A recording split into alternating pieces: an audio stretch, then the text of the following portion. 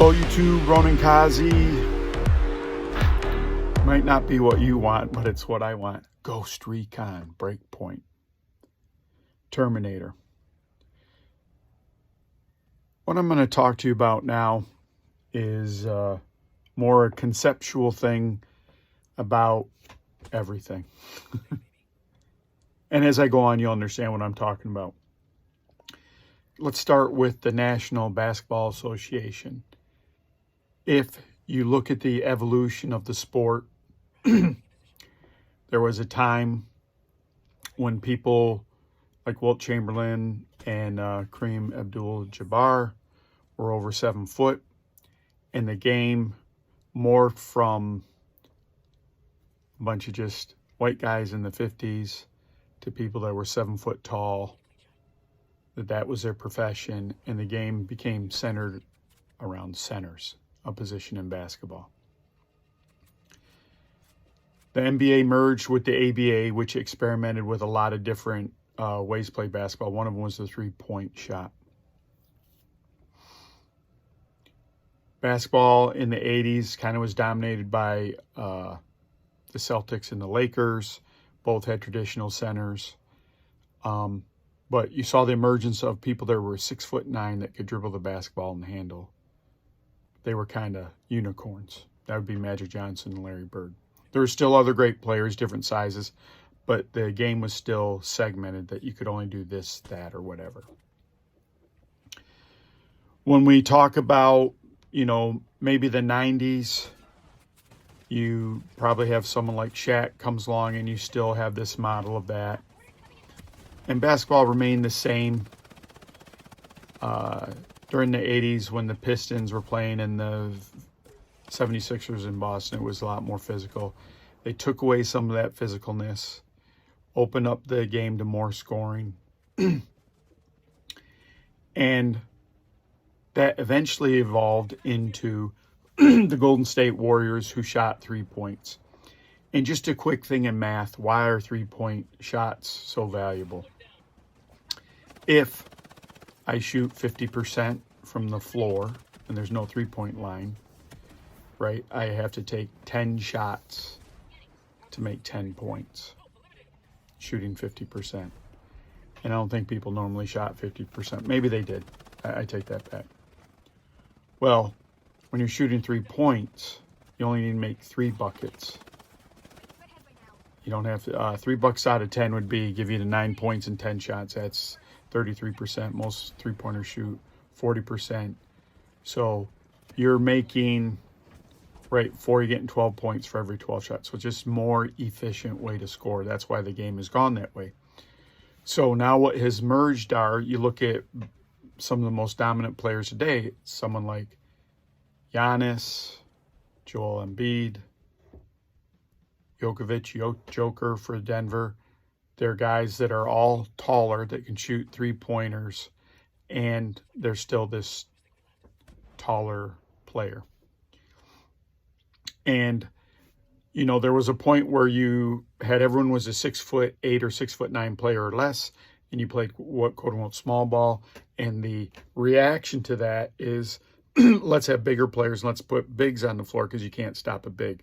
So I think just off the top of my head, if you're shooting 66%, let's say you're dunking, that's kind of the equivalent kind of thing. That's where you're making up for, 10 shots are giving you 6 buckets, which are giving you 12 points. So that's where the efficiency comes back in. But you see this evolutionary flow back and forth. So it's interesting to think about, and Ghost Recon Breakpoint gives you this, as we start seeing autonomous weapon systems, drones, flying drones, sea drones, land-based drones. What are the things that are going to come from that? What are the things that are going to arise? What are the unexpected responses to that? So if you go back to 1800s, you had ships of the line, so you'd have these big ships. So you'd get the most guns, you'd get up in the line, and you try to, cross a T where you could shoot your broadside where most of your guns were. on the side of the ship into ships coming at you, because you're going to, you tear down their sails, they can't maneuver, then they're sitting ducks. So there was a premium on gunnery. So that's what necessitated the battleships. So you got during World War, really before World War, the War of 1905 between Russia and Japan, where the Japanese fleet just decimated, quote unquote, a Western power, the Russians. And so everyone thought this was going to be the new style of battle. So a country like Britain invests in a lot of battleships. So how does a country like Germany counteract that? Right, they develop submarines. And so they rain terror on the shipping. And fast forward to World War II,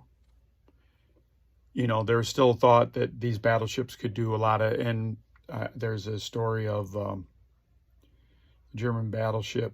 I'll think of the name later because I'm old. But one shot sank the British, it was an older battleship, one shot blew it up. But kind of what happened during World War II is this genesis to air-based, an air-based kind of attack. So that's what happened with aircraft carriers, and they started converting all types of ships into flat tops, and they would do aerial operations over there. Japan had practiced that, they had seen this reality earlier than most people, and that's kind of one of the offshoots of that, was that they felt confident about Pearl Harbor. You can watch a bunch of videos on Pearl Harbor. Sped the video up, by the way, YouTube. So fast forward to today, right? Well, the Cold War, the United States developed a tank where you'd have one tank to maybe 7 to 10 Soviet bloc tanks, and you'd have one tank that could withstand a lot more, but it could take out more tanks. And as you can see in the battle in Ukraine, the Soviet or Russian view was just overwhelm them with numbers. And so part of the strategy that the United States developed over that time was fighting a land war in Europe. And then came 2001, 9/11. And we went on a war on terror. And that necessitated the forces to get smaller. Rolling a column of tanks through a town without enough infantry, we changed the way we started fighting. And they say that you're always preparing for the last war.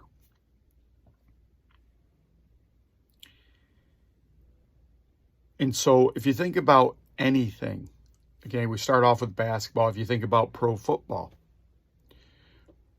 for a long time, you'd have running backs that would carry the ball.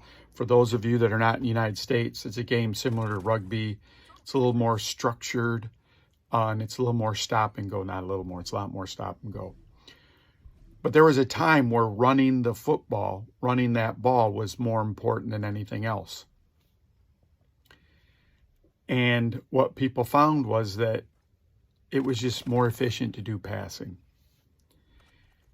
And one of the reasons was that you would have an offense that knew what it was doing. It had highly skilled, fast people running.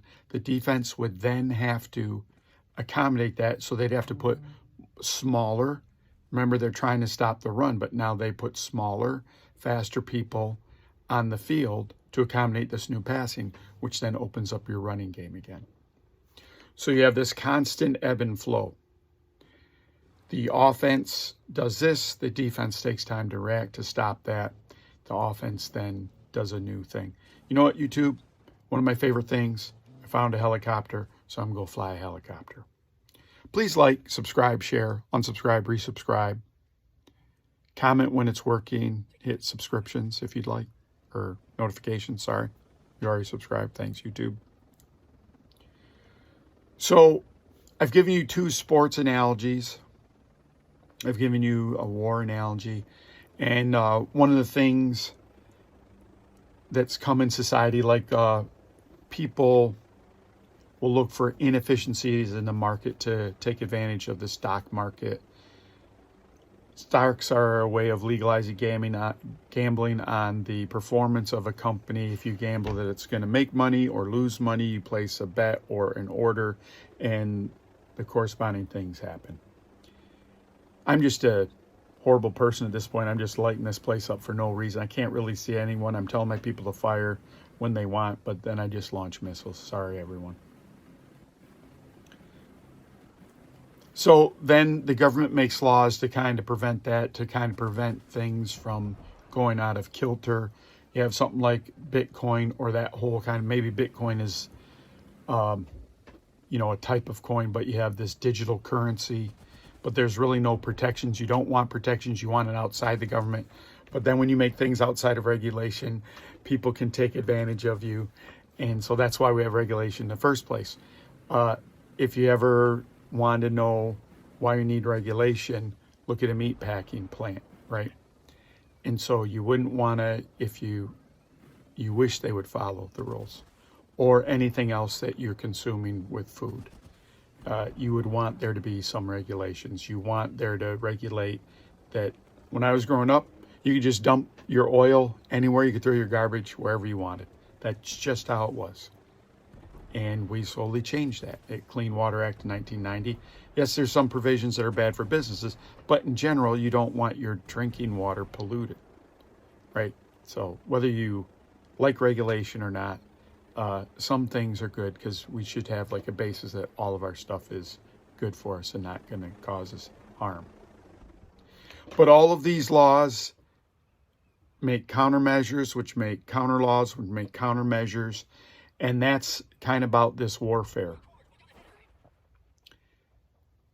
What we're seeing in Ukraine now, this is recent, this will date this, but they just had a swarm of drones attack Russia inside of Russian territory. So in one of the games I play, you have an EMP that takes care of that. So I'm going to probably look up what does it take to generate an EMP on a local level. I know on a nuclear bomb it can do EMP. But there'll be some countermeasure for that. So then what do the drone makers do? They can't buy commercially sourced parts then. They have to have hardened parts that will be less susceptible to that. And. So it's an ongoing thing. Why am I talking to you about all this? Because Terminator, right? So the end game of all of this stuff, if you like the sci-fi story Terminator, the movie, is that's the result of all of this, where we're going now. That's one possible future, possibly. Who knows? But in that movie, I mentioned before that the United States has a lot of time thought that they could bomb people, but you've always had to have boots on the ground. You always, no matter whether there's drones or not, there's soldiers always fighting. So that part never goes away. Maybe we'll make a point where there's automated soldiers, but I don't think, I think it's a testimony to how smart we are, not smart, let me say that, how intelligent we can be as humans, that it's not so easy to replace us. And that's the argument I have with everyone about AI or anything like that is, if we could program it into a machine, why aren't we programming it into people? Because you can't make everyone a leader. You can do some of the element. I can't even keep my dang screen on YouTube. Look at that. Maybe I should set the timer for 20 minutes. Whew. Thank you, YouTube. So this is my argument about all that stuff. Those things are tools that can help you, but there's nothing like the real thing. Or so we hope. Or so we hope, YouTube. Well, I gave you the helicopter shot, and now I'm going to do this. Look at that. Why am I going up the boat sideways? But I'm going to get in the boat and drive around a little bit. It's one of the things I like about this game. You can go do everything in every type of vehicle. It's very satisfying. Recently did some Starfield, started off on that. Hopefully you enjoyed some of those kind of things. Trying to figure out what games to cut out of the loop. Right now it looks like New World, unless someone raises their hand. So thank you, YouTube. This is Ronakazi, out.